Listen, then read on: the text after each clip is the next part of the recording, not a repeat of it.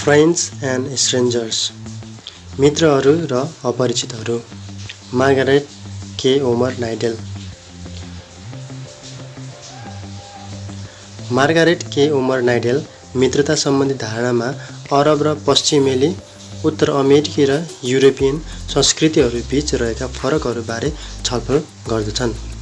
Doctor नाइडेल अन्तर संस्कृतिका प्रशिक्षक र अरबिक शिक्षक हुन् जो धेरै अरब देशहरूमा बसाइ गरिसकेका छन्।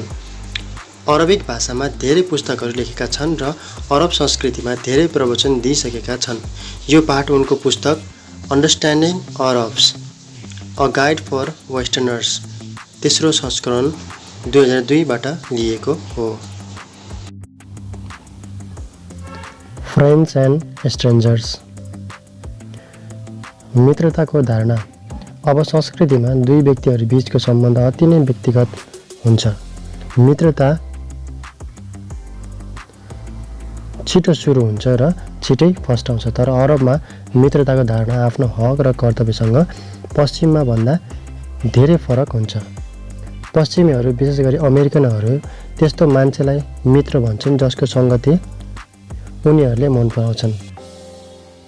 एउटा साथीसँग चाहिएको बेला मद्दत अथवा सहायता माग्न सकिन्छ, तर मित्रतालाई त्यो व्यक्ति अथवा उसैको पदबाट नाफा हुने कुरालाई ध्यानमा राखी फस्टाउनुलाई नराम्रो मानिन्छ।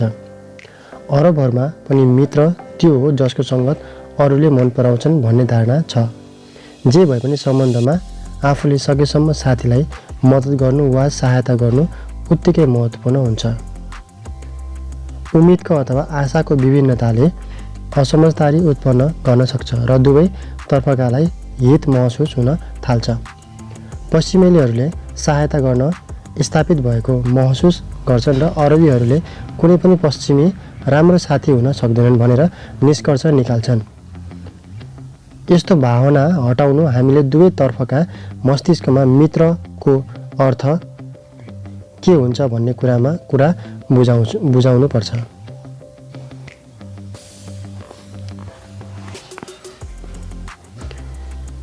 एउटा अरबीको लागि एउटा साथीको बिन्ती अर्को साथीले कहिले खुल्ला रूपमा अस्वीकार नगर्नु राम्रो बानी मानिन्छ। यसको अर्थ त्यो सहायता गर्नै पर्ने हुन्छ भन्ने छैन, मात्र सिधा अथवा ठाडो रूपमा हुँदैन भनेर उत्तर दिनु हुँदैन। यदि कुनै साथीले सहायताको माग गर्छ भने सकेसम्म गर्ने प्रयत्न गर्ने, यसो गर्नाले मित्रता गाढा हुँदै जान्छ। यदि त्यो कार्य गर्न नसकिने, अवैधानिक अथवा अत्यन्त गाह्रो छ भने राम्ररी सुनेर परिणाम सन्देहजनक हुन सक्छ भनेर सल्लाह दिने र प्रयास गर्नेछु भनेर भन्नु राम्रो तरिका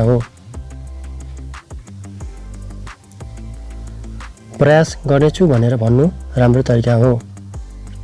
पछि आफ्नो अफसोस प्रकट गर्ने र भविष्यमा प्रयास गर्ने कोसिस गर्छु भनेर भन्ने।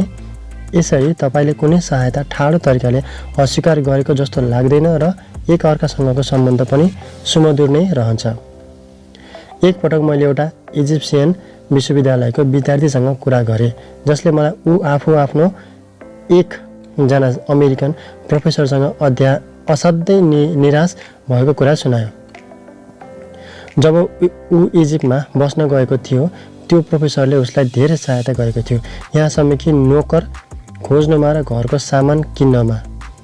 जब त्यो इजिप्सियनले संयुक्त राज्यमा स्नातक पढाइको लागि त्यो प्रोफेसरसँग मद्दत गर्न भन्यो, उसले प्रयास गर्नु बेकार हुन्छ किनकि प्रतियोगी हुन उसको अङ्कहरू धेरै थिएनन् भनेर भन्यो। इजिप्सियनले यो कुरोलाई व्यक्तिगत रूपमा लियो र त्यो प्रोफेसरले उसलाई राम्रो भविष्य बनाउन मद्दत गरेन भनेर नराम्रो मान्यो। प्रोफेसरद्वारा अझ उचित मद्दत तब हुन्थ्यो जब उसले सही अभावहरू अपनाउँथ्यो। उदाहरणका लागि, भर्ना हुनका लागि आवश्यक जानकारी त्यो विद्यार्थीलाई दिएर, आवेदन फारममा सहयोग गरेर र हौसला प्रदान गरेर। यद्यपि ऊ परिणामबारे निराशावादी थियो। एउटा यस्तै घटना मोरक्कोमा बस्ने एउटा अमेरिकन सैनिक अफिसरसँग भयो जोसँग आफ्नो एउटा मोरक्कोन छिमेकी रिसाएको थियो। उसले उसलाई केही वस्तु उसको सैनिक भण्डारबाट खरिद गर्न भन्यो जो अवैधानिक हुन्छ। जब उसले ठाडै अस्वीकार गर्यो, उसको छिमेकी ऊदेखि निराश भयो र मित्रता लगभग टुट्यो।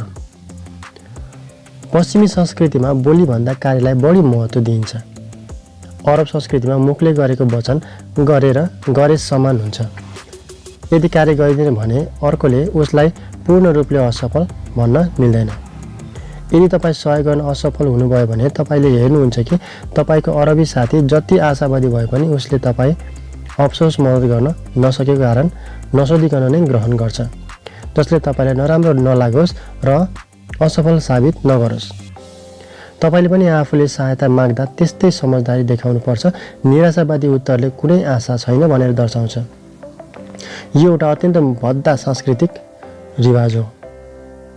पश्चिमीहरू अब अरब संसारमा बसोबास गर्छन्। झगडा गर्नुको सट्टा हामीले यो विचारसँग सिकेर काम गर्नुपर्छ। जब अरबीहरूले तपाईँको आग्रहको सकारात्मक उत्तर दिन्छन्, यो निश्चित हुँदैन कि तिनीहरूले काम गर्छन् नै। शिष्टाचारले यो माग गर्छ कि तपाईँको आग्रहको सकारात्मक जवाफ होस्। परिणाम अर्को कुरा हो। कुनै आग्रहको सकारात्मक जवाफ सदाचारको छाप र उद्देश्य हो, योभन्दा बढी केही पनि होइन। नकारात्मक जवाफलाई साहित्यिक रूपमा लिनु हुँदैन। तपाईँले इन्साअल्लाह शब्द ईश्वरले चाहेमा लाई वचन गर्ने बेलामा सुन्नुहुनेछ। यो सांस्कृतिक मान्यताको रूपमा भनिन्छ र यसले कहिलेकाहीँ अनिश्चित अवस्थाको परिणाम पनि ल्याउँछ। कहिलेकाहीँ एउटा अरबी व्यक्तिले अर्को व्यक्तिलाई केही गर्न आग्रह गर्छ र मेरो लागि गरिदेऊ भन्ने वाक्यांश थप्छ। यो वाक्यांश विदेशीहरूलाई भद्दा लाग्छ, विशेष गरी यदि दुई संलग्न व्यक्ति एक अर्कालाई राम्ररी चिन्दैनन्, किनकि यो अत्यन्त घनिष्ठ सम्बन्धमा लागू हुन्छ। वास्तवमा यस्तो अभावले यो दर्शाउँछ कि भविष्यमा उसले पनि मद्दत गर्न तयार हुन्छ। अरब संस्कृतिमा मेरो लागि भन्ने वाक्यांश आग्रहमा जोड्नु धेरै भरपर्दो मानिन्छ। एउटा अरबीले साथीबाट इमान्दारीको आशा गर्छन्। त्यसैले एउटा साथीसँग सहयोग माग्दा उसलाई गद्दार भनेर भनिँदैन। यो कुरा सुरुदेखि नै यस्तो सम्बन्ध माग्ने र स्वीकार गर्ने बेलामा बुझिन्छ। अरबीहरूले तबसम्म मित्रता टुटाउँदैनन् जबसम्म उनीहरूले तपाईँलाई मन पराउँछन् र इज्जत दिन्छन्। उनीहरूको मित्रता जसरी देख्नमा हुन्छन् त्यसै गरी हुँदैनन्। कसैसँगको सम्बन्ध आफ्नो फाइदाको लागि बढाउने कार्य अरबीहरूभन्दा पश्चिमीहरूमा बढी पाइन्छ।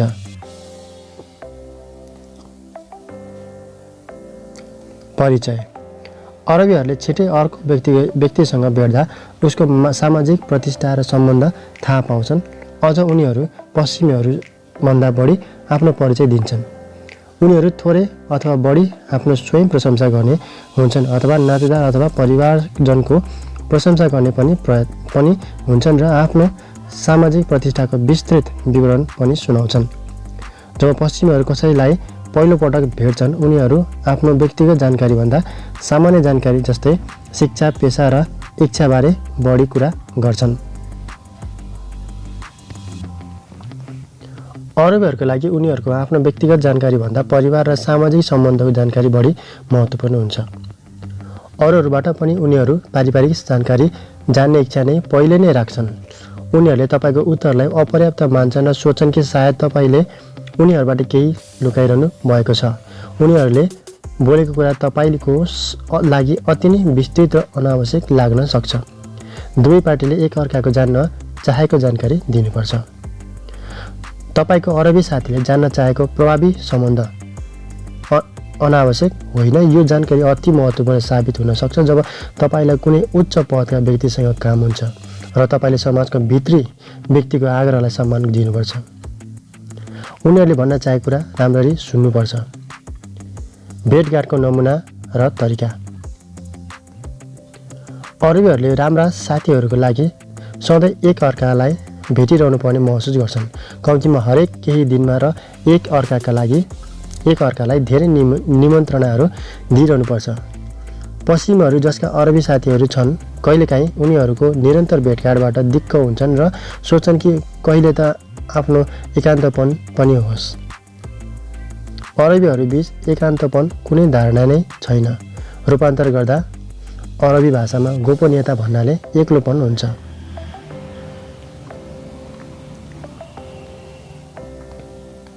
बेइरुटको एउटा ब्रिटिस बासिन्दाले एकचोटि गुनासो पोख्यो कि उसको श्रीमती कहिले एक्लै समय बिताउन पाउँदैनन्।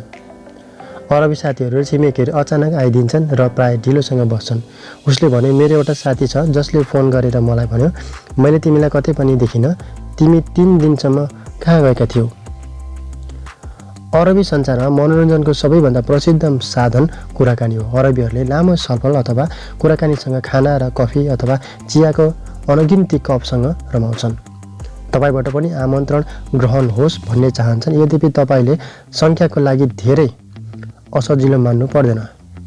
यदि तपाईँ गोपनीयता माग गर्नुहुन्छ अथवा सामाजिक बन्न धेरै एकलकाटे व्यवहार गर्नुहुन्छ, उनीहरूले यो सोच्छन् कि सायद कसैले तपाईँलाई निराशा बनाएको छ, अथवा तपाईँ उनीहरूलाई मन पराउनुहुन्न, अथवा तपाईँ बिरामी हुनुहुन्छ।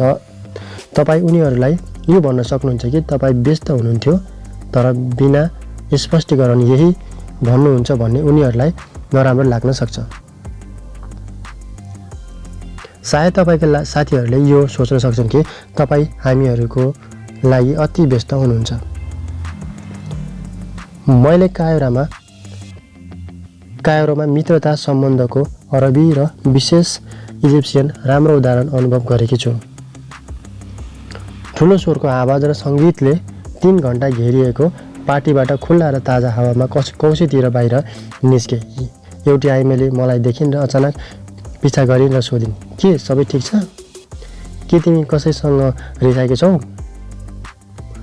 एउटा अरबी अमेरिकन युवाले यस्तो भनेको थियो, संयुक्त राज्यमा तपाईँसँग व्यक्तिगत समय हुन्छ र यो सही हो। तपाईँले चाहेको बेला गोपनीयता हुन्छ र अरब समाजमा तपाईँ एक्लो बस्न चाहने कुरालाई बुझ्दैनन्। यसको अर्थ तपाईँ पागल हुनुहुन्छ। तपाईँ कसैसँग रिसाउनु भएको छ अथवा निराशा हुनुहुन्छ र तपाईँसँग कोही हुनुपर्छ। यदि तपाईँ आफ्नो व्यक्तिगत सम्बन्धको तीव्रता अथवा क्षेत्रफल बढाउन चाहनुहुन्छ भने तपाईँ आफ्नो साथीको भावनालाई ठेस पुर्याउँदै हुनुहुन्छ र सम्बन्ध टुट्न पनि सक्छ। पश्चिमी संस्कृतिमा अभिवादन गर्दा अथवा जान लाग्दा प्रयोग गर्ने अर्थहीन वाक्य फेरि भेट्छौँ लाई साहित्यिक रूपमा राम्ररी लिइन्छ र तपाईँको व्यक्तित्वमाथि प्रश्न उठ्नुभन्दा पहिले निमन्त्रणा स्वीकार गर्नुपर्ने हुन्छ। केही पश्चिमीहरू साथीहरूबीच समय लाग्ने सम्बन्धबारे थाहा हुन्छ, उनीहरू सम्बन्धमा केही दूरी राख्ने निर्णय गर्छन्। यदि तपाईँ कुनै आग्रह स्वीकार गर्नु हुँदैन, तपाईँले पनि कसैलाई सोध्नु पर्ने हुँदैन र तपाईँसँग तपाईँको लागि प्रशस्त समय हुन्छ, तर तपाईँले छिट्टै महसुस गर्नुहुन्छ कि तपाईँसँग अरबी साथीहरू छैनन्। अरबी साथीहरू समयको लागि उदार हुन्छन् र तपाईँलाई सहयोग गर्न प्रयत्न हुन्छन्। तपाईँको लागि असुविधा उठाउन पनि तत्पर हुन्छन् र तपाईँको हितको लागि चिन्तित हुन्छन्।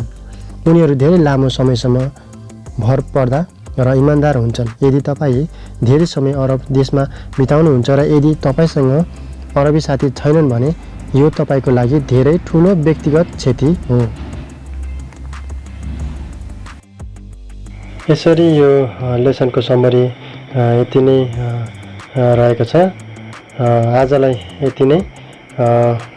आउने दिनहरूमा म तपाईँलाई अन्य समरीहरू, नेपालीमा समरीहरू म ल्याउने नै छु। तबसम्म मेरो भिडियोलाई लाइक गरिदिनु होला, सेयर गरिदिनु होला अनि मेरो च्यानललाई सब्सक्राइब पनि गरिदिनु होला।